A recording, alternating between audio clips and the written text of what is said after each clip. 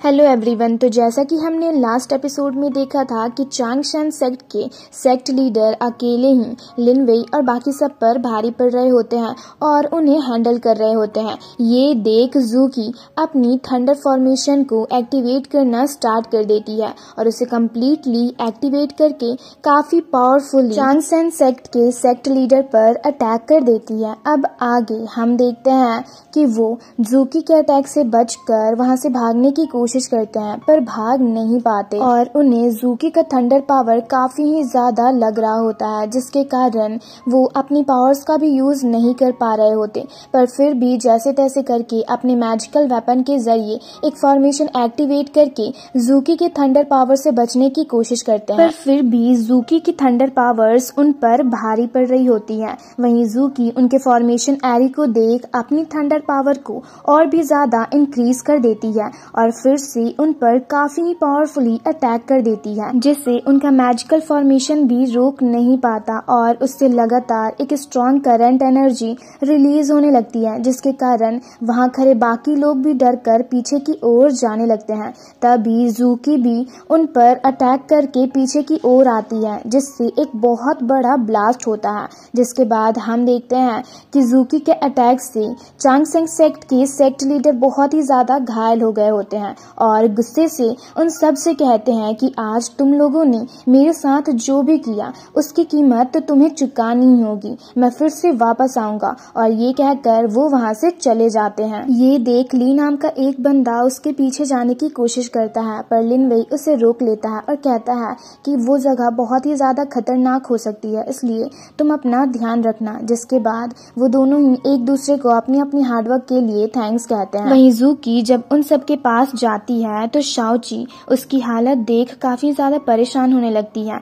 तो ज़ूकी उन सब से कहती है कि तुम लोग परेशान मत हो, मैं बिल्कुल ठीक हूँ और साथ ही मैंने जितने पावरफुल अटैक के जरिए चांगशन सेक्ट के लीडर पर अटैक किया है उससे मुझे नहीं लगता अब वो फिर से हमसे पंगा लेने की हिम्मत करेगा। इसलिए अब मैं भी देखती हूँ कि वो फ्यूचर में कब हम पर अटैक करने के लिए आता है। वहीं दूसरी तरफ से ये सब शिया फांग देख रहा होता है और ये सब देखने के बाद वो भी वहां से जाने लगता है। नेक्स्ट सीन में हम उसी जंगल में चांगशन सेक्ट के सारे डेसिपल्स को देखते हैं जो कि काफी ज्यादा घायल होते हैं और खुद को हील कर रहे होते हैं। पर वहीं उसका मेन डेसिपल लॉन्गजी उन्हें लेकर काफी ही ज्यादा परेशान हो रहा होता है। पर तभी वहां पर उसके लीडर आते हैं जिनकी हालत देख सब काफी ही ज्यादा हैरान होते हैं क्योंकि वो बहुत ही ज्यादा घायल हो चुके होते हैं ज़ूकी के अटैक के कारण। तभी लॉन्गजी दौड़ते हुए उनके पास जाता है और उनसे कहता है आप ठीक तो हो? तो वो उससे कहते हैं तुम सब मेरी फिक्र मत करो,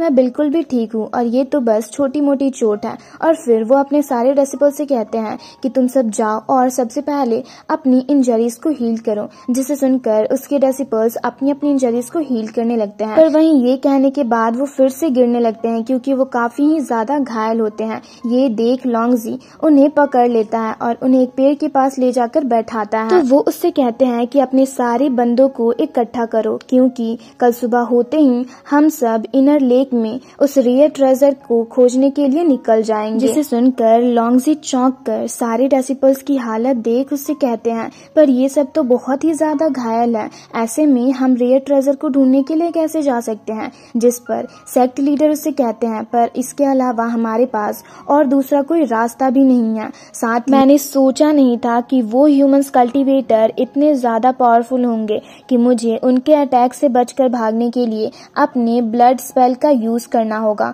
पर अपने ब्लड स्पेल का यूज करने के कारण मेरी कल्टीवेशन काफी ही ज्यादा डैमेज हो गई है। और ये कहते हुए वो ब्लड वोमिटिंग करने लगते हैं। ये देख लॉन्गजी परेशान होने लगता है। तो फिर वो उससे कहते हैं पर अब भी हमारे दुश्मन हम पर नजर रखे हुए हैं, इसलिए हमें कुछ भी करके अपनी तरफ से पूरी कोशिश करनी होगी ताकि हम उस ट्रेजर को हासिल करके उन सब को हरा सके क्योंकि हमारे पास अब भी थोड़ी सी उम्मीद बची हुई है। जिसे सुनकर लॉन्गजी पीछे देखने लगता है और कहता है ठीक है। और फिर वो उन्हें रेस्ट करने के लिए कहकर वहां से आगे न्यू ट्रेजर के बारे में पता लगाने के लिए चला जाता है। जिसके जाने के बाद चांगशन सेक्ट के सेक्ट लीडर बैठकर खुद को हील करने लगते हैं। पर तभी वहां पर चारों तरफ एक बहुत ही स्ट्रॉन्ग फॉग फैलने लगती है। ये देख उनके डेसिपल्स काफी ज्यादा हैरान होने लगते हैं और उनके पास आने लगते हैं, जिसे सुनकर चांगसेंग सेक्ट के सेक्ट लीडर गुस्से से चिल्लाकर कहते हैं, कौन है जो छुपकर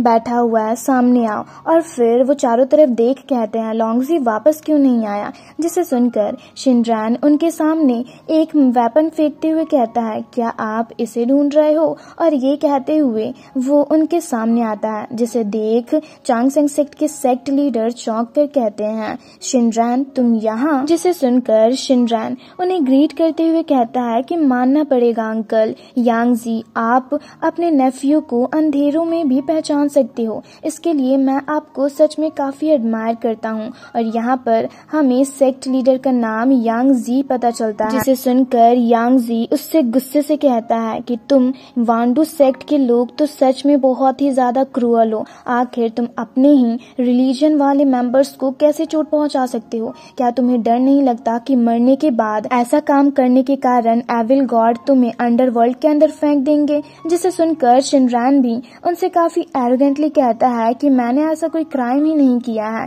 कि एविल गॉड मुझे अंडरग्राउंड में फेंकेंगे, बल्कि क्राइम तो आपने किया है, जो कि हे युआन सेक्ट के डिसिपल्स को पॉइजन देकर हमारे वांडू सेक्ट को फंसाने की कोशिश करके। जिसे सुनकर यांगजी चौंक कर कहता है, इसका मतलब तुम यहाँ पर अकेले नहीं आए हो। तभी उन सबको यूशी के हंसने की आवाज सुनाई देती है, जिसे सुनकर यांगजी के सारे डिसिपल्स चारों तरफ देखने लगते हैं। तभी वहाँ पर यूशी अपीयर होती है, जो अपनी पावर्स का यूज करके यांगजी के सारे डिसिपल्स को अपने जाल में फंसाने लगती है। ये देख यांगजी अपने डिसिपल से कहता है कि तुम सब उनकी आंखों में मत देखो, पर वो लोग तो ऑलमोस्ट यूशी के काबू में हो ही गए होते हैं। पर तभी ये देख यांगजी गुस्से से अपनी पावर्स का यूज करके यूशी के पावर्स को खत्म करके अपने आदमियों को उसके इल्यूजन से बाहर निकाल लेता है। जिसे सुनकर यूशी उनके सामने अपीयर होती है और आगे जाते हुए उनसे कहती है, अंकल यांगजी आप तो बहुत ही बड़े धोखेबाज निकले,